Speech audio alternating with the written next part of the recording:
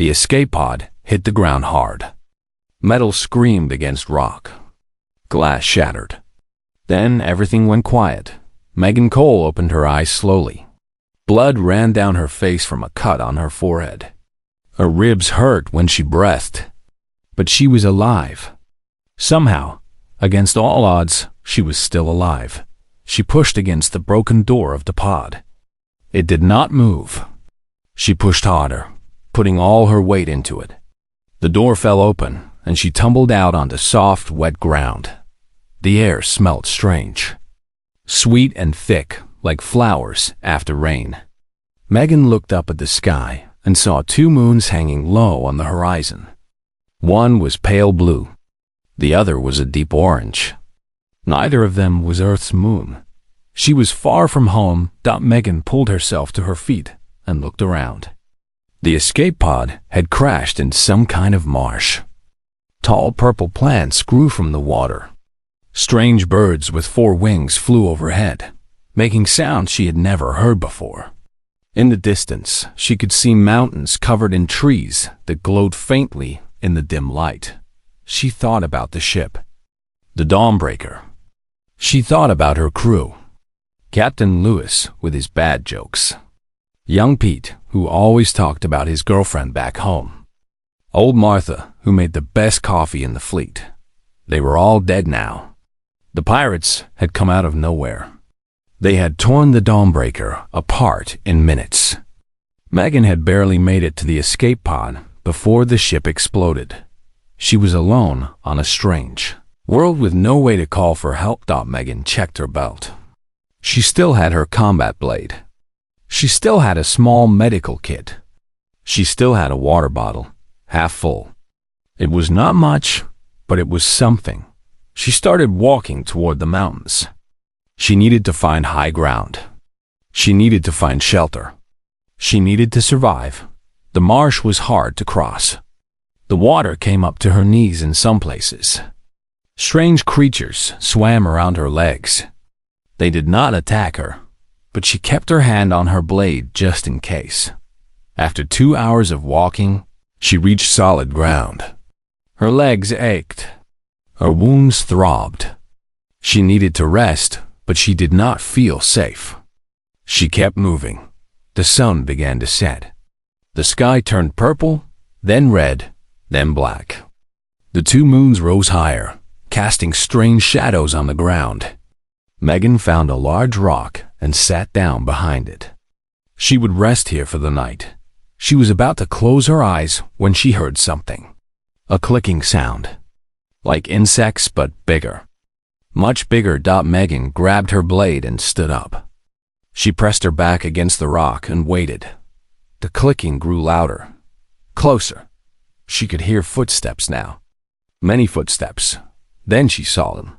They came out of the trees slowly. There were about 20 of them. They were tall, maybe 7 feet each. They had bodies like insects, with hard shells covering their backs. Their heads had large eyes that reflected the moonlight. They had 4 arms each, ending in delicate fingers. They walked on 2 legs like humans, but their legs bent backward at the knee. Megan held her blade up.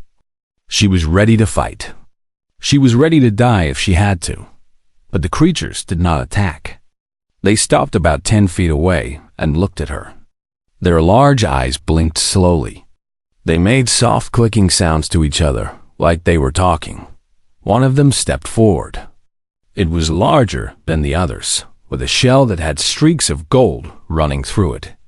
It moved slowly, carefully, keeping its 4 hands where Megan could see them. It spoke.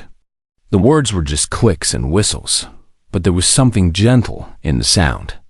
Something curious. Megan lowered her blade slightly. These creatures did not seem dangerous. They seemed afraid of her. The large one spoke again. It pointed at Megan, then at itself, then at a spot in the distance where lights glowed faintly through the trees. Megan understood. It was offering to take her somewhere. She thought about it. She could stay here alone in the dark. She could try to survive on her own in a world she did not understand.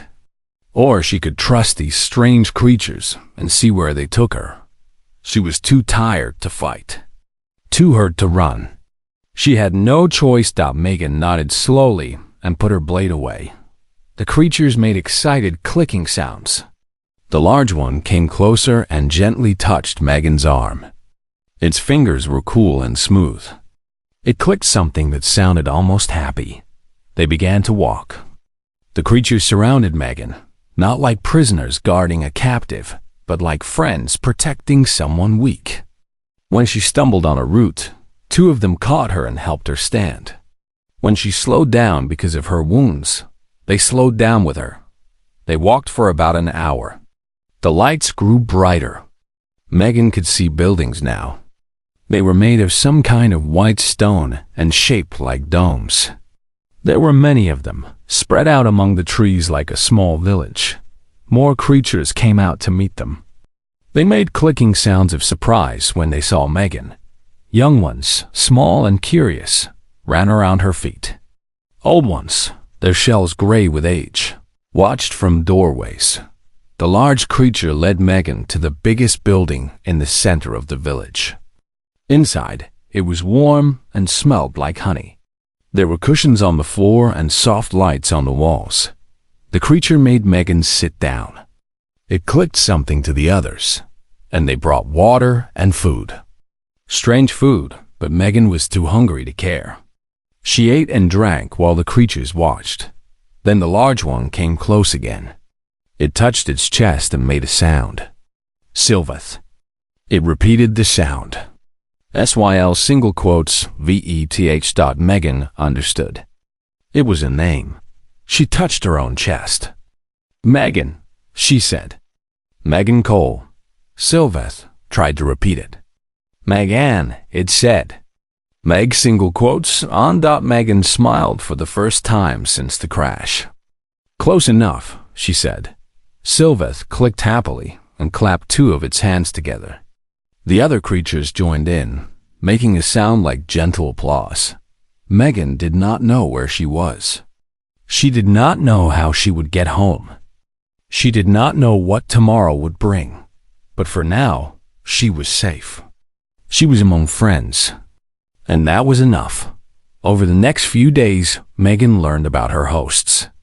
They were called the HFY. They had lived on this moon, which they called Velith Prime, for thousands of years. They were farmers and builders. They had no weapons, no warriors, no concept of war. They were peaceful. Completely, utterly peaceful. And as Megan looked at them, at their gentle ways and trusting eyes, she felt something stir in her chest. Something protective. Something fierce. These creatures had saved her life. They had given her food and shelter without asking for anything in return. If anything ever threatened them, Megan knew what she would do. She would fight. 6 months passed on Velith Prime. Megan learned the language of the HFY. It was not easy. The clicks and whistles were hard for her human throat to make. But she practiced every day, and slowly she got better. She learned about their world. She learned about the great forests that covered most of the moon. She learned about the rivers that flowed with water so clean you could see the bottom even where it was deepest. She learned about the animals that lived in the wild, some dangerous, most harmless. But most of all, she learned about the nursery. The nursery was the heart of the HFY village. It was a large cave system behind the main settlement. Inside, in warm chambers lit by glowing crystals, thousands of HFY larvae lived and grew. The larvae were small and soft. They had not yet grown their hard shells. They could not walk or talk. They could only eat and sleep and make tiny, clicking sounds when they were happy. The HFY loved their larvae more than anything. Every adult in the village took turns caring for them. They fed them special food made from plants. They sang to them with their clicking voices. They kept them warm and safe. Megan visited the nursery often. At first, the caretakers were nervous around her. She was so different, so strange. But the larvae were not afraid. They crawled toward her with curious eyes. They climbed on her legs and clicked with joy when she picked them up. One larva in particular liked Megan. It was smaller than the others, with a shell that had a tiny crack in it. The caretakers said it was weak. They did not think it would survive. Megan named it Pip. She visited Pip every day. She held Pip close and kept it warm. She talked to Pip in her human language, telling stories about Earth, about oceans and mountains, about cities with buildings that touched the clouds, about snow and rain and sunshine. Pip got stronger. The crack in its shell healed. The caretakers said it was a miracle. Megan said it just needed love. Sylveth watched all of this with growing respect. The matriarch of the HFY had lived for many years. She had seen many things, but she had never seen anything like Megan Cole. Humans were strange creatures, Sylveth decided. They were soft on the outside, but hard on the inside. They could be violent, yes. The scars on Megan's body told stories of battles fought and won. But they could also be gentle. The way Megan held the larvae proved that one evening, Sylveth came to Megan's dwelling. The human was sitting outside, looking up at the stars. She did that often. Sylveth knew she was thinking about home. The matriarch sat beside her. For a long time, neither of them spoke. Then Sylveth asked a question. Why did Megan stay? Megan thought about it. She could have tried to repair her escape pod. She could have tried to send a signal. She could have done many things to leave this world and find her way back to human space. But she had not done any of those things. Because, Megan said finally, "You need me." Sylveth did not understand. The HFY had survived for thousands of years without humans. Why would they need one now? Megan pointed at the sky. There were many worlds out there, she said. Many species. Not all of them were peaceful like the HFY. Some of them took what they wanted. Some of them hurt others for sport. Some of them were monsters. The HFY had no weapons. No warriors. If such monsters ever came to Velith Prime, what would happen? Sylveth was quiet for a long time. The thought had never occurred to her. The HFY had been alone on their moon for so long. They had forgotten that the universe could be dangerous. Megan put her hand on the matriarch's shoulder. She said she would protect them. If danger ever came, she would stand between it and the nursery. She would fight. Sylveth looked at this human woman. This stranger who had fallen from the sky. This creature who had become family. She believed her. The months continued to pass. Megan taught the HFY about humans. She told them about Earth and its history. She told them about wars and peace. She told them about love and hate, hope and fear, all the things that made humans who they were. The HFY taught Megan about their own history. They showed her ancient carvings that told the story of their people. They sang songs that had been passed down for generations. They shared their knowledge of plants and animals and the land. Megan felt at home. For the first time since the crash, she was not just surviving. She was living. Then the shadow came. It happened on a quiet evening. Megan was in the nursery, playing with the larvae. Pip was sitting on her shoulder, clicking happily. The other larvae were gathered around her feet, listening to a story about a brave little fish who crossed the ocean to find his family. Suddenly, the ground shook. The larvae clicked in fear and huddled together. The caretakers looked around with wide, frightened eyes. Megan told them to stay calm. She gave Pip to a caretaker and walked outside. The sky was wrong. Where before there had been stars and moons, now there were lights. Moving lights. Getting closer. Megan's heart went cold. She knew those lights. She knew what they meant. Ships. Warships. Coming down through the atmosphere. She ran to find Sylveth. The matriarch was already outside, looking up at the sky with terror in her eyes. The other HFY were gathering around her, clicking in confusion and fear. "What is happening?" Sylveth asked. Megan looked at the ships. There were 5 of them. They were big and dark, with shapes that looked like claws. They moved like predators hunting prey. She had seen ships like these before. In reports, in warnings, in nightmares.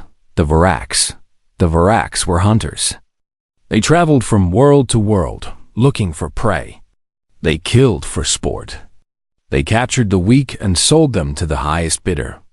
They were feared across 100 star systems. And now they were here. Megan turned to Sylveth. Her face was calm, but her eyes were hard. She told the matriarch to gather everyone, to take the larvae deep into the caves, to hide and stay quiet. Sylveth asked what Megan would do. Megan looked at her blade. The same blade she had carried since the crash. The same blade that had saved her life more times than she could count. She said she would do what she had promised. She would fight. The ships landed in the forest, about a mile from the village.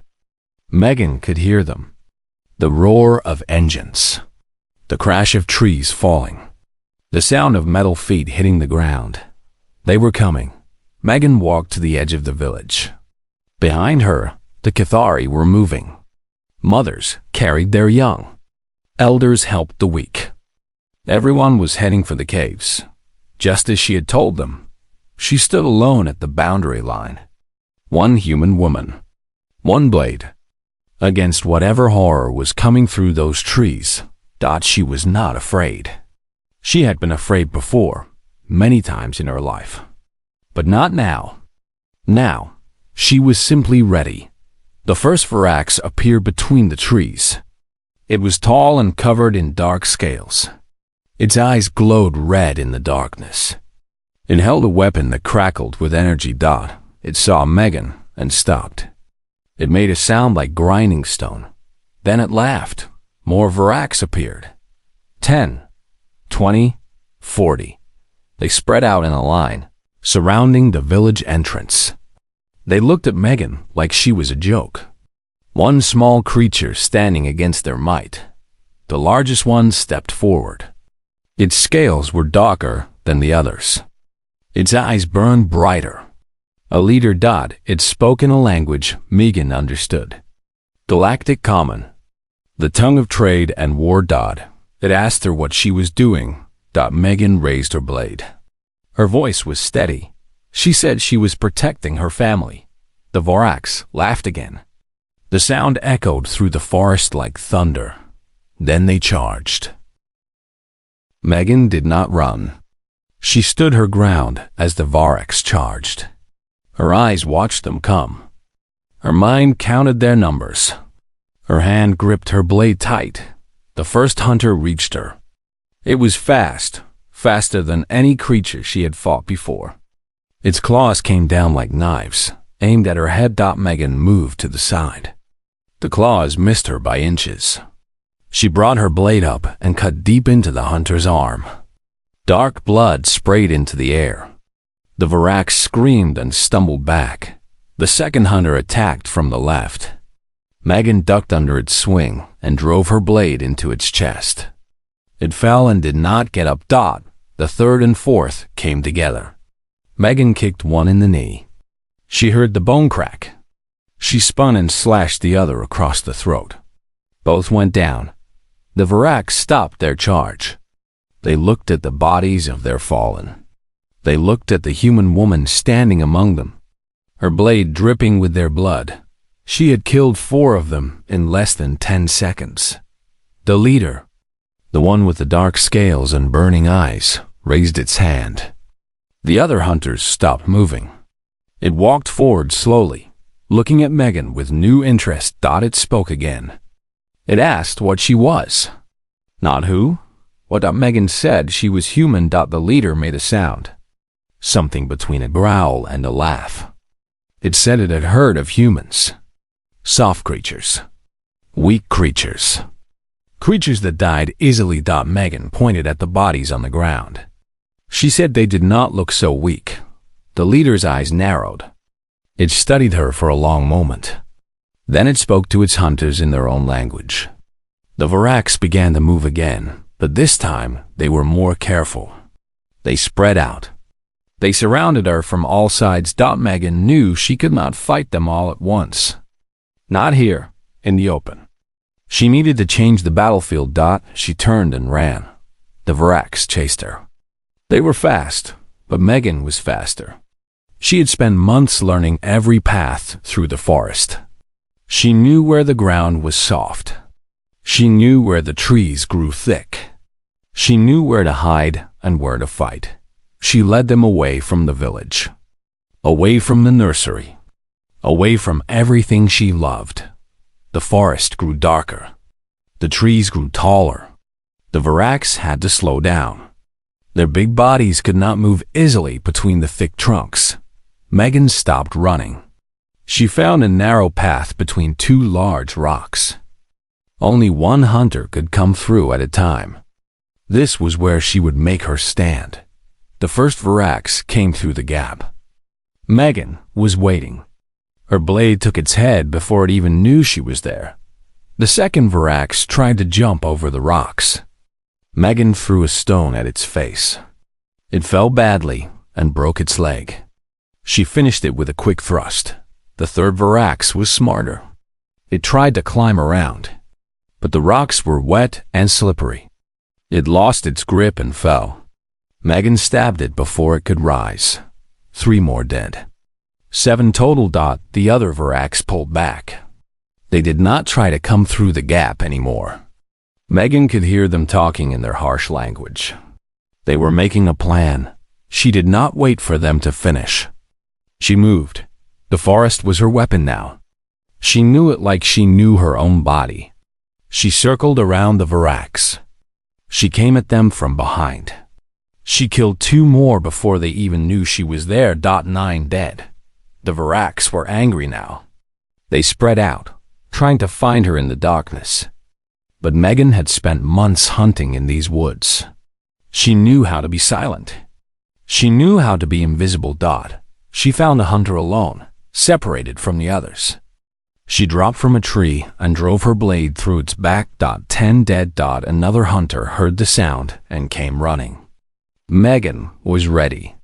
She ducked under its claws and cut its legs out from under it. While it was falling, she opened its throat. 11 dead. The night went on. Megan moved through the forest like a ghost. She struck and vanished. She killed and disappeared. The Varax could not find her. They could not catch her. They could only die. By midnight, she had killed 17 of them, but she was getting tired. Her arms ached. Her legs burned. The cuts on her body, old and new, throbbed with pain. She had not slept in over a day. She had not eaten an hour's. And there were still more than 20 Varax left. Megan found a place to rest. A small cave hidden behind a waterfall. The Varax would not find her here. She sat down and closed her eyes. Just for a minute. Just to catch her breath. She thought about the Cathari. Were they safe? Had they made it to the deep caves? Were the larvae crying with fear? She thought about Pip, the little one with the cracked shell. The one she had nursed back to health. The one who liked to sit on her shoulder and click happily at everything. She thought about Sylvette, the matriarch who had saved her life, who had given her a home, who had become like a mother to her. She could not let them die. She would not let them die. Megan opened her eyes. She stood up. She gripped her blade. The fight was not over. She went back into the forest. The Varax had gathered in a clearing. They were building a fire. They were treating their wounded. They looked tired and angry. The leader stood apart from the others. It was looking at the trees with those burning eyes, like it could sense her out there somewhere. Megan watched from the shadows. She counted the hunters. 23 left. Too many to fight head-on. But maybe there was another way. She saw their ships through the trees, big and dark, sitting in the clearing where they had landed. If she could reach those ships, maybe she could use their weapons. Maybe she could call for help. Maybe she could even fly away and bring back reinforcements. No, she would not leave. She would not abandon her family. But the ships gave her an idea. Megan circled around the clearing. She moved slowly, carefully, making no sound. The Varaks did not see her. They were too focused on their wounded, too focused on their anger. She reached the ships. They were guarded by only 2 hunters. Megan took care of them quickly and quietly. She climbed into the nearest ship and looked at the controls. They were strange, but not too different from human ships. She found what she was looking for: the fuel cells, the power systems, the self-destruct. She set a timer. 3 minutes. Then she ran. The explosion lit up the night sky. 2 of the 5 ships went up in flames. The blast knocked down trees and sent hunters flying through the air. Megan felt the heat on her back as she ran. Chaos erupted in the clearing. The Varaks were screaming. Some were on fire. Some were crushed under fallen debris. The remaining ships were damaged, unable to fly. Megan did not stop to count the dead. She kept running, back toward the village, back toward the nursery, back to make her final stand. Behind her, she heard the leader roaring, calling its hunters to follow, calling for blood. Megan smiled grimly. Let them come. She was not done yet. The sun was rising when Megan reached the nursery caves. The sky was turning from black to gray to pale blue. The 2 moons were fading into the morning light. She was exhausted. Every muscle in her body screamed with pain. Her left arm hung useless at her side, broken in the explosion. Blood ran from cuts on her face, her chest, her legs. She had lost count of her wounds, but she was still alive. And she was still fighting. The entrance to the nursery was a narrow opening in the rock face. Inside, the caves went deep into the mountain. The Cathari had hidden there, just as she had told them. They were safe for now. Megan stood at the entrance. She could hear the Varaks coming through the forest. They were not trying to be quiet anymore. They were crashing through the trees, breaking branches, crushing everything in their path. They were angry. They wanted revenge. She counted them as they appeared. 15. The explosion had killed 8 more. But 15 was still too many. The leader came last. Krathvalum, they called it. Megan had heard the name shouted during the night. The commander of this hunting party. The strongest of them all. Krathvalum looked at Megan with eyes full of hate. It spoke slowly, its voice like grinding rocks. It said she had killed many of its hunters. It said she had destroyed its ships. It said she had costed a fortune in lost prizes. Megan said nothing. She just stood there, blade in hand, waiting. Krathvalum moved closer. It was huge, nearly 8 feet tall. Its scales were thick and dark. Its claws were long and sharp. Scars covered its body, marks of battles won against countless enemies. It asked her one more time. Step aside. Let them take the larvae. They were not her kind. Why die for creatures so different from herself? Megan thought about that question. It was a good question. The Cathari were not human. They did not look like her. They did not think like her. They did not fight like her, but they had saved her life. They had given her a home. They had become her family. That was all that mattered. Megan raised her blade. She said she would never step aside. Krathvalum made a sound. Disappointment, maybe? Or respect? It was hard to tell. Then it attacked. The Varak's commander was fast. Faster than any of its hunters. Its claws came at Megan like lightning. She barely dodged the first strike. The second one caught her shoulder and tore through her flesh. She gasped in pain but did not fall. She swung her blade and caught Krathvalum across the chest. The scales there were thick, but her blade was sharp. A thin line of dark blood appeared. Krathvalum looked at the wound. It seemed surprised. No one had cut it in many years. The other Varaks watched. They did not join the fight. This was between their commander and the human. A matter of honor. Megan and Krathvalum circled each other. The human was smaller, weaker, injured. The Varaks was bigger, stronger, fresh. By all logic, the fight should have been over quickly. But Megan Cole did not fight with logic. She fought with heart. She attacked first. A quick thrust at Krathval's throat.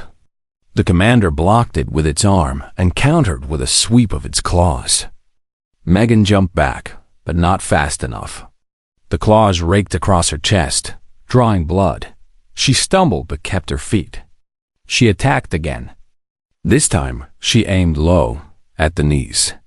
Krathvalum jumped over her blade and kicked her in the stomach. She flew backward and hit the ground hard. The world spun around her. She could not breathe. She could not see straight. She felt blood in her mouth. "Get up," a voice inside her said. "Get up and fight." Megan got up. Krathvalum watched her rise. It made that sound again. "Definitely respect this time." It said she was brave. Foolish, but brave. It said it would give her a quick death. That was more than most of its prey received. Megan spit blood on the ground. She said she was not going to die today. They fought again. Claws against blade. Strength against skill. Monster against human. Megan landed another cut on Krathval's arm. The commander landed a blow to her head that made stars explode behind her eyes. She slashed its leg. It broke two of her ribs with a kick. They were both bleeding now. Both hurting. Both running out of strength. But Megan had something Krathvalum did not. She had something worth dying for.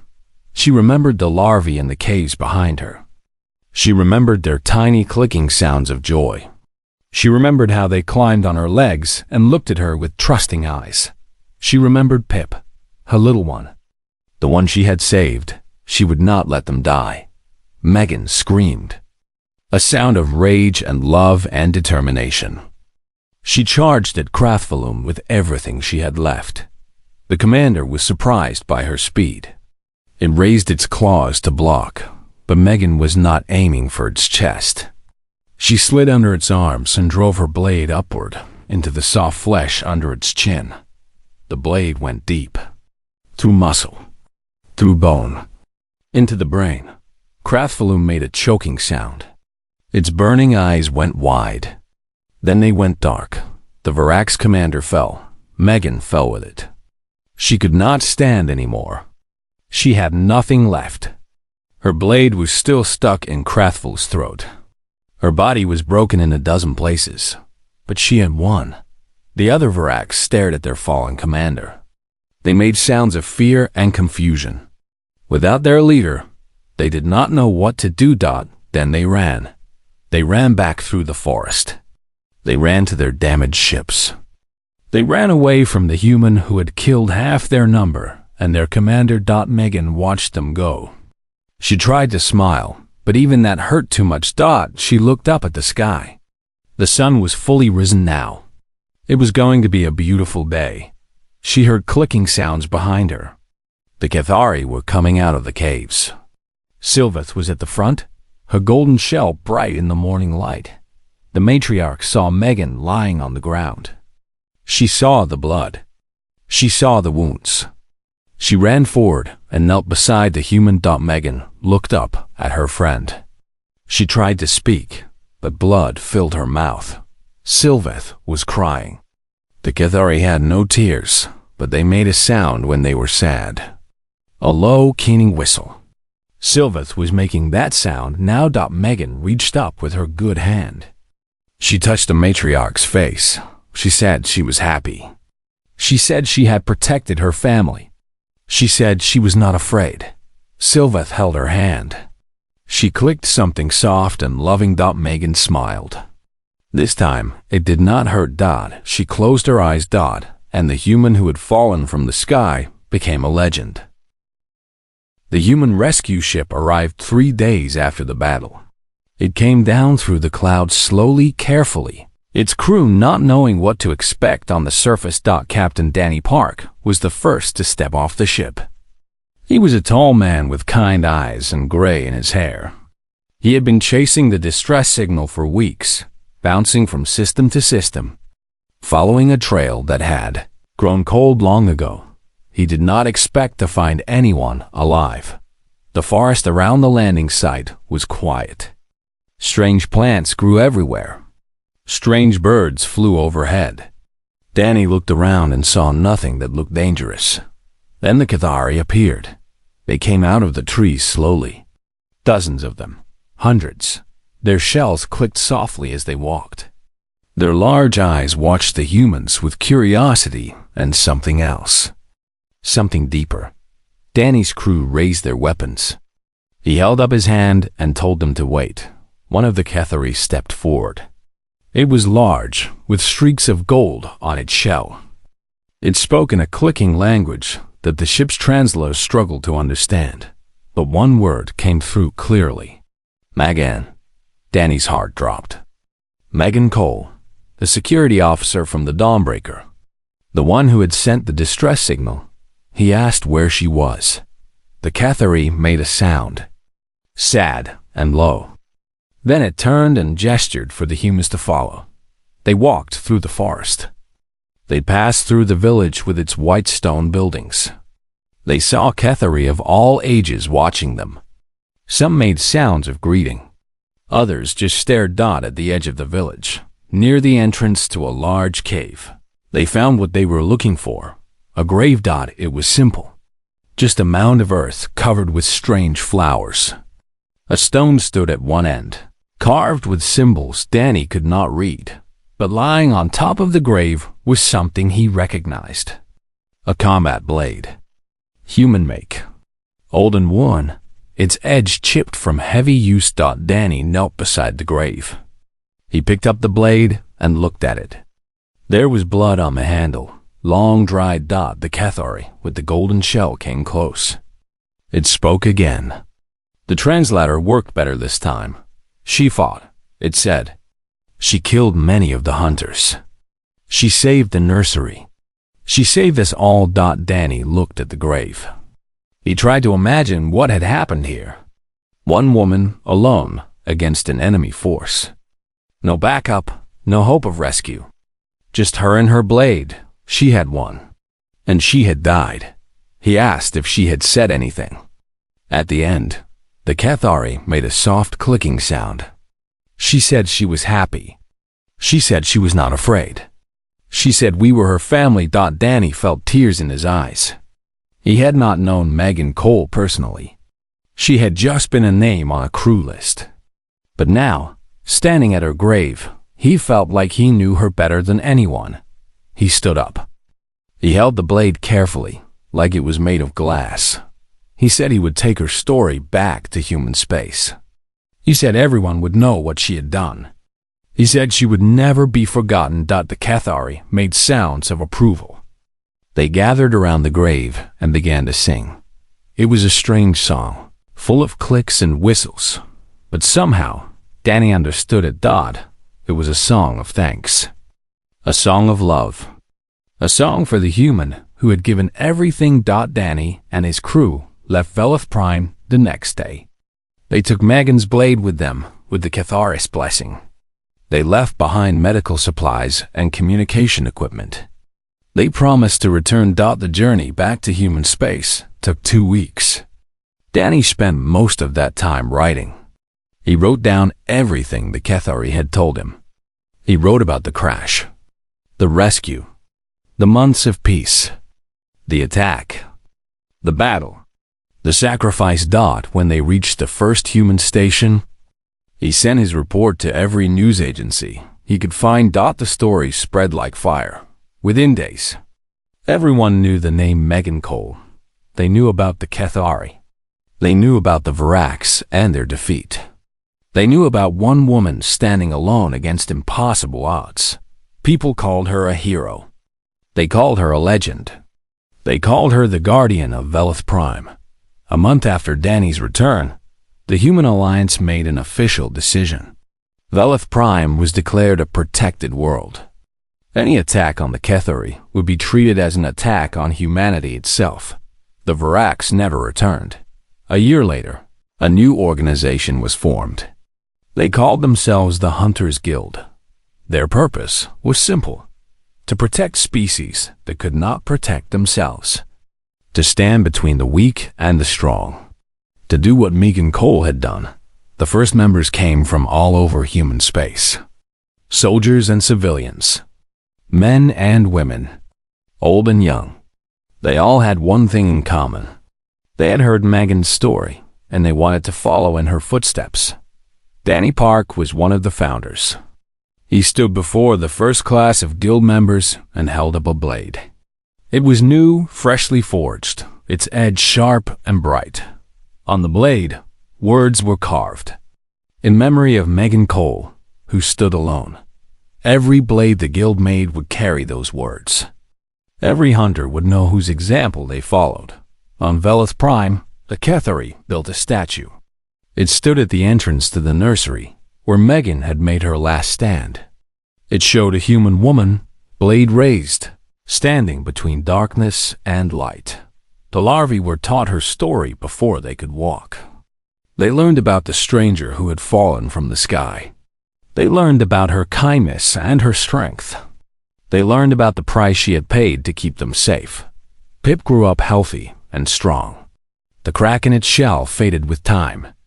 When it was old enough, Pip became a caretaker in the nursery, just like the ones who had raised it. Every night, Pip would sit with the larvae and tell them the story of Megan, the human who became family, the guardian who never left.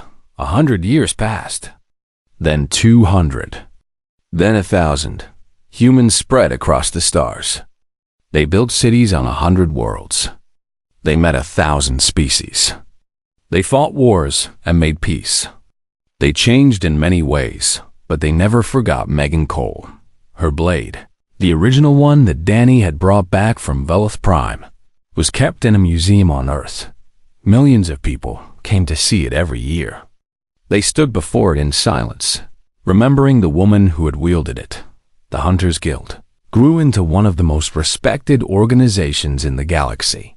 Their members patrolled the borders of known space, protecting the vulnerable, fighting the cruel. Every one of them carried a blade with Megan's name on it. And on Velith Prime, the Kethari still told her story. They had changed too over the centuries. They had learned from the humans. They had built ships and tools. They had joined the galactic community, but they had never forgotten the human who had saved them. Every year, on the anniversary of the battle, the Kethari gathered at the statue of Megan Cole. They sang the old songs.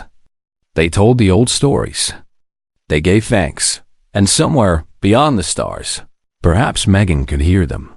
Perhaps she knew that her sacrifice had not been in vain, that the family she had died for was alive and well, that her name would echo through the ages. She was one woman. She had faced an army. She had one dot, and every hunter who followed carried her name into battle.